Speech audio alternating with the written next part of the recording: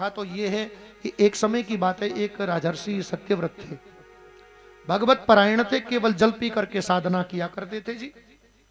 और ये सत्यव्रत जो हैं ये वर्तमान के महाकल्प में विवस्वान सूर्य के पुत्र श्राद्धदेव के रूप में भी विख्यात हुए थे।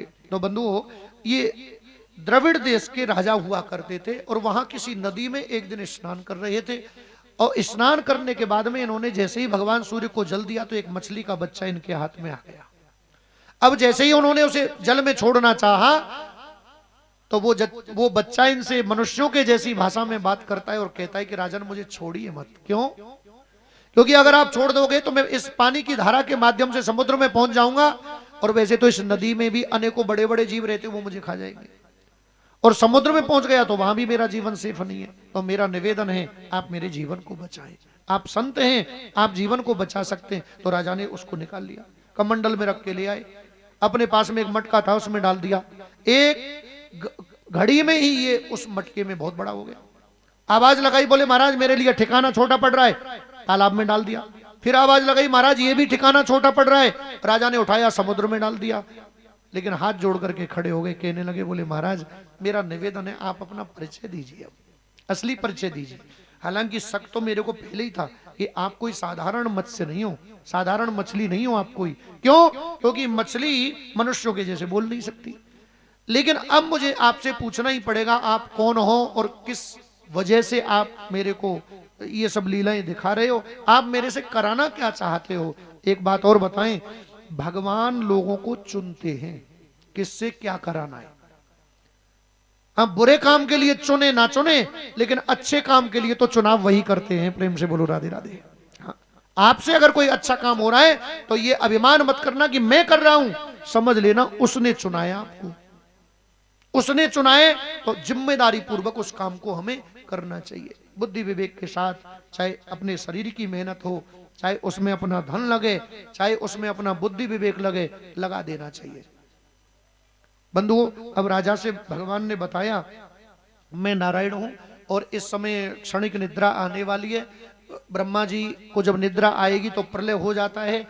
तो उस समय एक हयग्रीव नाम का दैत्य जो ब्रह्मा जी के दाएं बाएं रहता है, और ब्रह्मा जी उसे पहचान नहीं पा रहे हैं।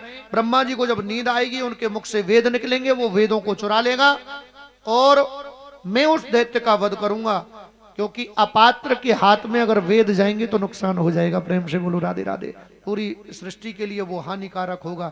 इसलिए मैं आपसे निवेदन करता हूं कि जब प्रलय आएगी तो पृथ्वी के जो सार तत्व हैं, जो बीज हैं, वो नष्ट हो जाएंगे। आप उन सबको इकट्ठा कर लीजिए। आज से 7वें दिन प्रलय आएगी और 7 दिनों तक आप बीजों का संग्रह करके रख लीजिए। मेरे द्वारा भेजी हुई नाव आएगी, उस नाव में सार तत्वों को रख लेना, और फिर वासुकी नामक नाग आएगा, उससे आप नाव को बांध देना। मैं मत्स्य का रूप धारण करके आऊंगा, जो मेरा रूप अब है इसी रूप में आऊंगा। मेरी नासिका के अग्र भाग पे एक कांटा होगा, नाग का एक छोर कांटे में बांधना, एक नाव में बांधना, और बाकी का जो भी ज्ञान आप जानना चाहते हो मैं उस समय आपको दूंगा। ऐसा कहकर के वो अंतर्ध्यान हो गए और फिर भैया 7 दिन का इंतजार करने लगे। तब तक उन्होंने पृथ्वी से सारे सार तत्वों को एकत्रित कर लिया। ये परंपरा वर्तमान में तो शायद दूसरे रूप में चल रही है, नहीं तो आप जब छुटे रहे होंगे तो बुजुर्ग लोग कहते थे कि भैया बीजों को इकट्ठा करके रख दो। क्यों जी? उपले की जो राख होती थी उसमें चाहे आम हो चाहे जामुन की गुठलियां हो उसमें रख दिया करते थे, और जब बरसात का मौसम आता था तो उनको कहीं कहीं लगा देते थे। तो बीजों का संग्रह करने की परंपरा भी बहुत प्राचीन है। पृथ्वी से जातियां प्रजातियां लुप्त न हो, इसलिए बीजों का संग्रह करना चाहिए। और एक ऋतु आती है जिसको चौमासा कहते हैं, उस समय में उन बीजों को, अगर खेत कम है तो आप रास्ते के किनारे भी उनको लगा सकते हैं। प्रेम से बोलो राधे राधे। जिससे वृक्षावली बढ़ेगी, ऑक्सीजन भी बढ़ेगा। और आज टेम्परेचर जो 50 हो गया है, इसका एकमात्र कारण है पृथ्वी से वृक्षों का कटान। बरसात ना होने का कारण क्या है? जहां वृक्ष ज्यादा होंगे वहां बरसात होगी। बरसात क्यों नहीं हो रही? उसका भी एकमात्र कारण है वृक्षों का कटान। सूर्य की प्रसन्नता के लिए हम जल देते हैं, गणेश जी की प्रसन्नता के लिए हम लड्डुओं का भोग लगाते हैं, हनुमान जी की प्रसन्नता के लिए भी हम न जाने क्या क्या करते हैं। लेकिन क्या कभी सोचा है जो माँ हमें अपनी गोद में खिला रही है उसके लिए कुछ करें, पृथ्वी के लिए कुछ करें। क्यों जी? पृथ्वी को भी तो बचाना है, वृक्षों को लगा करके ही बचा सकते हैं। वृक्षों से क्या होता है? पृथ्वी का कटान वो रोकता है। वृक्षों से क्या होता है? एक वृक्ष 10 एसी की बराबर ठंडक देता है। प्रेम से बोलो राधे राधे। अब सोचिए, एसी में तो बिजली भी खर्च होनी है, बिजली खर्च होने के बाद में वो आपके कमरे को तो ठंडा कर देगा, लेकिन बाहर का जो वातावरण है वो गर्म हो जाएगा। क्यों जी? लेकिन वृक्ष से कोई नुकसान नहीं है कैसा भी। तो इसलिए मां पृथ्वी की प्रसन्नता के लिए हमें वृक्ष लगाने चाहिए। अपने जीवन में ज्यादा कुछ ना कर सके तो 11 वृक्ष तो लगा ही देने चाहिए। प्रेम से बोलो राधे राधे। जन्मदिन पे लगाओ, शादी की सालगिरह पे लगाओ। क्यों जी? कोई भंडारा नहीं कर सकते, धन दौलत नहीं है, तो फल देने वाला वृक्ष कोई लगा दीजिए। प्रेम से बोलो राधे राधे। किसी को मकान दुकान फ्लैट नहीं दे सकते तो एक वृक्ष लगा दीजिए फलदार। अगर कोई पंछी घोंसला उस पर रख लेगा तो आपको मकान दान करने की बराबर पुण्य मिलेगा। प्रेम से बोलो राधे राधे। उनको रहने का ठिकाना मिल जाएगा।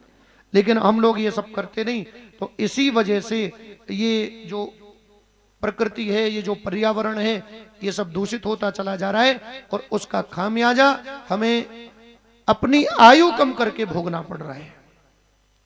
सबसे बड़ा हरासमेंट हुआ है स्वास्थ्य का और आयु का। बंधुओं, अब जब 7 दिन हुए, सार तत्वों को रख लिया नाम में और प्रलय काल का दृश्य उपस्थित हुआ, वासुकी नाग आया, एक तरफ से नाभ से वासुकी को बांध दिया और दूसरी तरफ से मत्स्य भगवान के उस नाक पर जो कांटा था उससे। अब 7 दिन तक वो प्रलय काल का दृश्य उपस्थित रहा। राजा ने उस प्रलय काल के दृश्य को जीते जागते देखा। हालांकि प्रत्येक व्यक्ति जीते जागते उस दृश्य को नहीं देख सकता, लेकिन उनको क्यों चुना गया? क्योंकि वो साधना करने वाले थे और आगामी समय में उनको मनवंतर भी बनाना था। वो बेबस्वत नाम के मनु के नाम से प्रसिद्ध भी हुए। प्रेम से बोलो राधे राधे। तो बंधुओं, इसलिए उनको ज्ञान प्रदान किया। वेदों का, पुराणों का जो भी ज्ञान था, प्रकृति और पर्यावरण आदि सबका वो ज्ञान विज्ञान जो भी राजा के प्रश्न रहे उस समय भगवान ने मत्स्य के रूप में राजा को प्रदान किए। और फिर भगवान श्री हरि ने उस हयग्रीव दैत्य का वध किया और ब्रह्मा जी के मुख से निकले हुए